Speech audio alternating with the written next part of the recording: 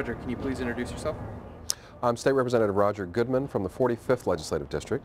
The district is in the northeast corner of King County. It includes the Snoqualmie Valley, the cities of Duval and Carnation, a little bit of Sammamish, and then the northern parts of Redmond and Kirkland and all of Woodinville.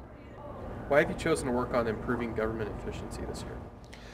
This is a tough year when it comes to fiscal constraints, and we've got a budgetary problem. And in addition to cutting programs or deciding what we want to keep, we have to look at how government is operating and have to acknowledge that government isn't operating efficiently all the time.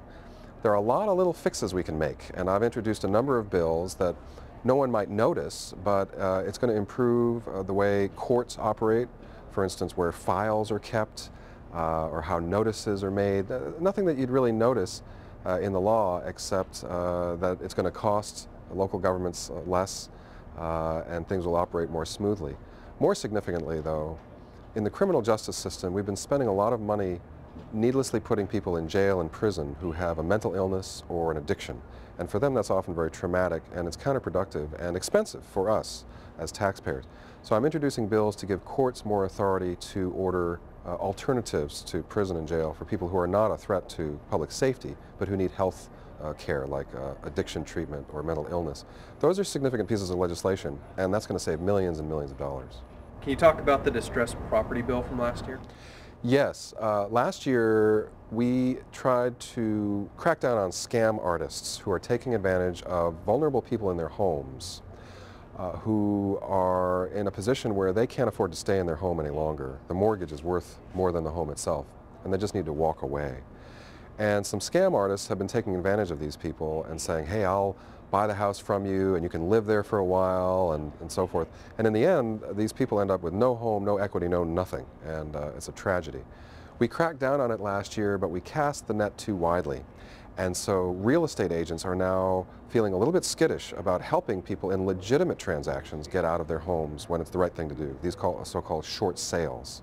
So I've introduced a bill that's going to get the housing market moving again by freeing up the concerns of realtors, real estate agents, to participate in these short sale transactions to get people out of their homes and into more reasonable living situation, but without being caught in the net of being called a scam artist or anything like that. So anything we can do to get the housing market moving again, particularly first-time home buyers, we want to do that. So this is one bill that will help us move in that direction. What's going on with early learning right now? In early learning, we've found that there is no better investment of your tax dollar, and so we don't have a lot of tax dollars, but there is no better investment in programs for kids from birth to age 5. And that's what I'm focusing on, is to make sure that even as we're tightening our belt and even as we're cutting programs, that we not cut those programs and services that have been shown to yield a big return, to make sure that kids are healthy and ready to learn when they get to kindergarten. Things like home visitation services for young moms, very, very cheap, but again, a big return on the investment. So this year, we're going to make sure that we preserve those early learning dollars. And also, we are lucky to have the Obama administration and the Congress delivering a lot of federal resources our way for early learning programs, Head Start and other good quality pre-K programs.